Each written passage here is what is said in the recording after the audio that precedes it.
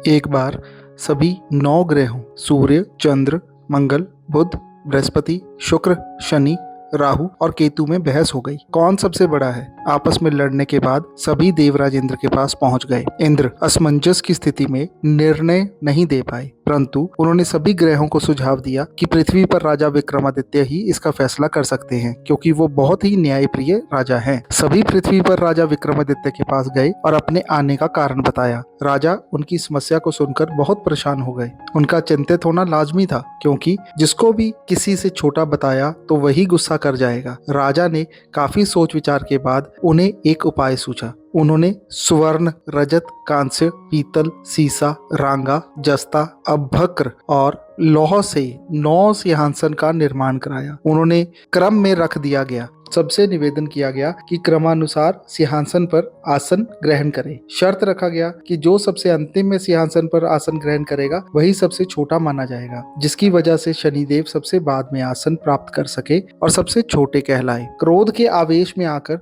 शनिदेव ने सोचा कि राजा ने यह सब जानबूझकर किया है। कुपित होकर राजा ने कहा कि राजा, तू मुझे नहीं जानता।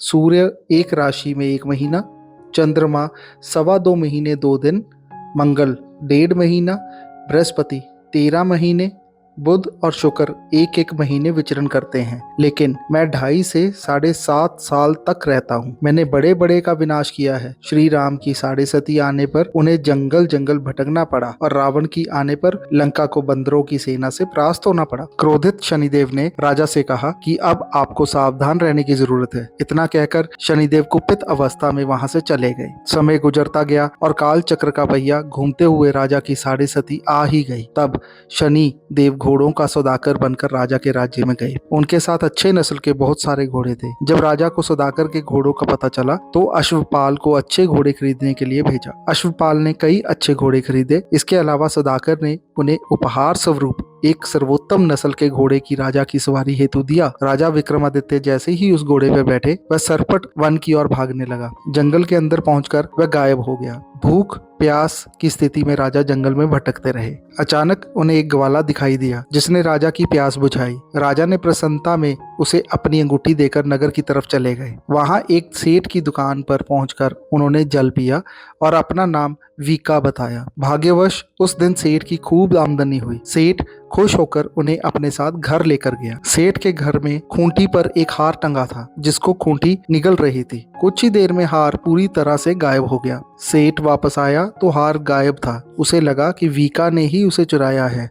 सेठ ने वीका को कोतवाल से पकड़वा दिया और दंड स्वरूप राजा उसे चोर समझकर हाथ पैर कटवा दिए। अपंग अवस्था में उसे नगर के बाहर फेंक दिया गया। तभी वहां से एक तेली निकल रहा था, जिसको वीका पर दया आ गई। उसने वीका को अपनी गाड़ी में बैठा लिया। वीका अपनी जीभ से बैलों को हाँकने लगा। कुछ समय पश्चात राजा की शनि दशा समाप्त हो गई। वर्षा काल आने पर वीका मल्हार गाने लगा। एक नगर की राजकुमारी मनभावनी ने मल्हार सुन मन ही मन प्रण कर लिया कि जो भी इस राग को गा रहा है वो उसी से विवाह करेगी। उन्होंने दासियों को खोजने के लिए भेजा, परंतु वापस आकर उन सभी ने बताया कि वह एक अपंग आदमी है। राजकुमारी ये जानकर भी नहीं मानी और अगले दिन ही वह अनशन पर बैठ गई। जब लाख समझाने पर राजकुमारी नहीं मानी तो राजा ने उस तेली को बुलवा भेजा और वीका से विवाह की तैयारी करने के लिए कहा गया। वीका से राजकुमारी का विवाह हो गया। एक दिन वीका के स्वप्न में शनिदेव ने आकर कहा कि देखा राजन, तुमने मुझे छोटा बताकर कितना दुख झेला है। राजा ने क्षमा मांगते हुए हाथ जोड़कर कहा कि हे शनिदेव, जैसा दुख मुझे दिया है किसी और को ऐसा दुख मत देना। शनिदेव की इस विनती को मान गए और कहा कि मेरे व्रत और कथा से तुम्हारे सारे कष्ट दूर हो जाएंगे। जो भी नित्य मेरा ध्यान करेगा और चींटियों को आटा डालेगा उसकी सारी मनोकामना पूर्ण हो जाएगी। शनिदेव ने राजा को हाथ पैर भी वापस दिए। दूसरे दिन जब सुबह राजकुमारी की आंख खुली तो वह आश्चर्यचकित हो गई। वीका ने मनभावनी को बताया कि वह उज्जैन का राजा विक्रमादित्य है। मनभावनी खुशी से फूले नहीं समा रही थी। राजा और नगरवासी सभी अत्यंत प्रसन्न हुए। सेठ ने जब यह सुना तो वह पैरों पर गिरकर क्षमा मांगने लगा। राजा ने कहा कि यह सब शनिदेव के कोप का प्रभाव था और इसमें किसी का कोई दोष नहीं है।